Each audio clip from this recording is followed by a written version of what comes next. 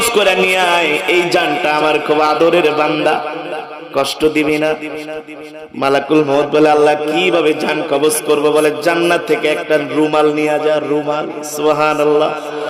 মালাকুল মউত সাদা একটা শুভ্র রুমাল নিয়ে আসে, সাদা একটা শুভ্র রুমাল নিয়ে আসে, সাথে করে জান্নাত থেকে খুশবু নিয়ে আসে। রব বলে সাবধান, আমার বান্দাকে কষ্ট দিবি না। আমার বান্দা, আমার পেয়ারা বান্দা কোনদিন আমার একটা হুকুম অমান্য করে নাই। আল্লাহু আকবার।